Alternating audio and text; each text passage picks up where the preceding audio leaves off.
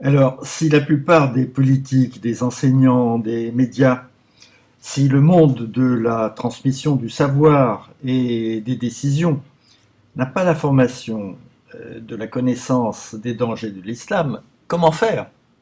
Alors, oui, dans ce cas-là, on a juste le droit de creuser une tombe pour se faire enterrer. D'accord.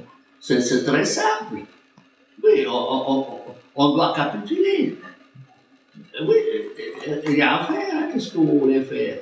Bon, la France est incapable de le faire, nos pays sont incapables de le faire. C'est qu'on est vraiment devant une impasse totale. Une impasse, que ce soit en Occident, que ce soit dans les pays musulmans. Quel intellectuel français aujourd'hui ose dire les choses telles qu'elles sont? Ils sont incapables aujourd'hui d'ouvrir le bec.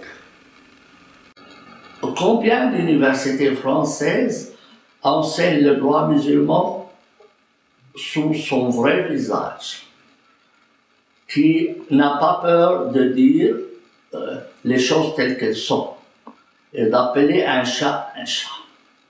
Combien? Ce n'est pas possible. Un journaliste ne peut pas se mettre à critiquer, à critiquer l'islam. Il ne peut pas. Donc on est vraiment dans un cercle vicieux. Qu'est-ce qu'on va faire dans les écoles? Comment? Parce qu'il y a beaucoup d'élèves musulmans. Qu'est-ce qu'on va faire dans les prisons? Qu'est-ce qu'on va faire dans les mosquées? Qu'est-ce qu'on va faire dans les médias? Tous ces moyens de communication, d'information, il faut qu'on le révise. Alors, je ne vais pas dire que tous les Français musulmans, c'est des mauvais. Autrement, vous allez les pousser dans des tranchées contre vous. C'est pas juste non plus, ce n'est pas vrai. C'est pas un danger bénin, ce n'est pas un danger chimérique. C'est un danger réel que toutes ces jeunesses musulmanes françaises, si on ne sait pas comment les éduquer, que eux, ils finissent dans cette forme de terrorisme et qu'ils commencent à planter des bombes. Il faut imposer des normes qu'on a imposées aux juifs, qu'on les applique, on les impose aussi aux musulmans. On peut tenir un discours sans être contre les musulmans, même en faveur des musulmans, tout en les avertissant du danger pour éviter l'implosion de nos sociétés. Nous ne pouvons pas admettre la présence d'un ennemi à l'intérieur du pays. Mais ce sont des gens du pays, maintenant sont français. Alors cela, il faut leur dire, nous n'admettrons plus un seul musulman en France s'il ne signe pas un papier comme quoi il est contre la charia.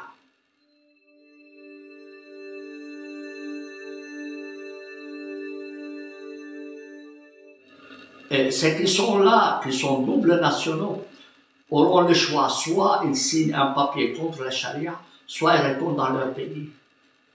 On leur enlève la nationalité, on ne peut pas se permettre. À moins que la France veuille se détruire elle-même. Il y a même un évêque italien qui leur dit si vous, les musulmans, ne prenez pas position contre les pratiques de Daesh, ayez la gentillesse de décamper. Tu ne peux pas dire quelqu'un qui est malade de l'Ebola, tu lui dis tu as toute la liberté, tu fais ce que tu veux, tu es obligé de lui mettre des restrictions. Tu lui dis écoute, on ne peut pas te laisser infecter tous les pays, et on s'excuse. Ça nous fait mal au cœur de voir t'imposer des normes, mais c'est le salut national. Les musulmans sont nos frères, nous devons les aimer. Comme vous devez aimer les Allemands. Vous n'êtes pas tenu d'aimer le nazisme. Absolument. Oui, moi j'adore les Espagnols, mais ce n'est pas une raison pour aimer la corrida. Vous voyez, je déteste la corrida, mais ce n'est pas une raison pour aller tuer tous les Espagnols, non. J'adore les Italiens, et surtout les Italiennes. Vous êtes d'accord? Qui dirait le contraire? Cela n'est pas une raison pour aimer le fascisme. J'ai beaucoup d'amis musulmans, mais ce n'est pas une raison pour ne pas critiquer l'islam. Et vous avez même le devoir de critiquer, par charité envers les musulmans, parce que vous savez qu'ils seront infectés, ils vont nous infecter, nous, et ça sera la mort à nous tous. Et moi, j'ai dit aux musulmans, vous voulez transformer la France en un pays musulman. Mais une fois que vous avez transformé la France en un pays musulman, elle sera aussi misérable que vos pays. Alors vous allez où après? Comme l'autre qui dit, on veut transformer tous les Japonais en musulmans. Soyez contents qu'ils ne sont pas musulmans, parce que vous n'aurez même pas pu conduire votre Toyota, ni utiliser votre téléphone, ni votre ordinateur. Ibn Khaldoun le disait.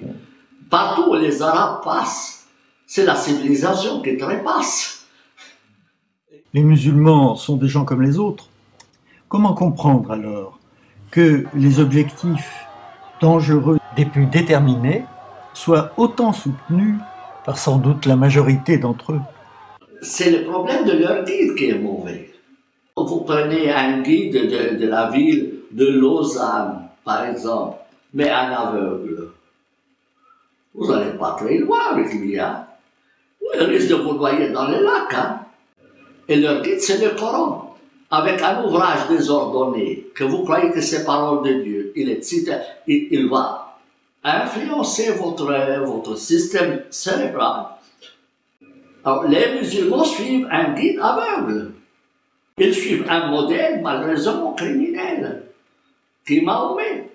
Ils disent Abraham c'est notre modèle. Eh bien, on a gagné avec ça. C'est chaque jour, il y a des milliers d'enfants qui passent sous les couteaux à cause de la circoncision d'Abraham à l'âge de 99 ans. Hein. Un sénile pareil, on doit le prendre pour un modèle.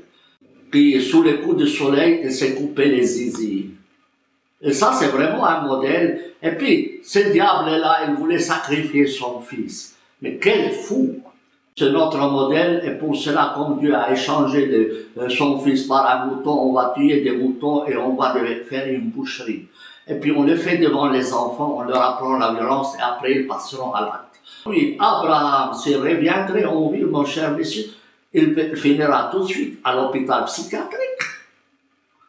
Il dit, vous avez dans Abraham, c'est un bon modèle. Vous avez dans Mahomet un bon modèle. On les a suivis pendant 14 siècles. Eh bien, c'est une catastrophe. Ne faut-il pas changer la phrase de « suivez l'âne » L'âne comme modèle. Parce qu'en fait, l'âne se comporte mieux. Hein.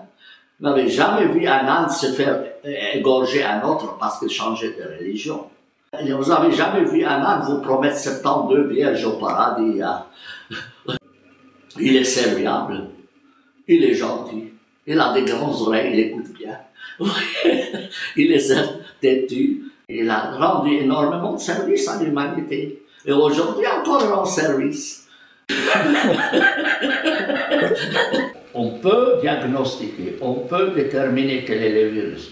On peut savoir d'où ça vient, c'est mal.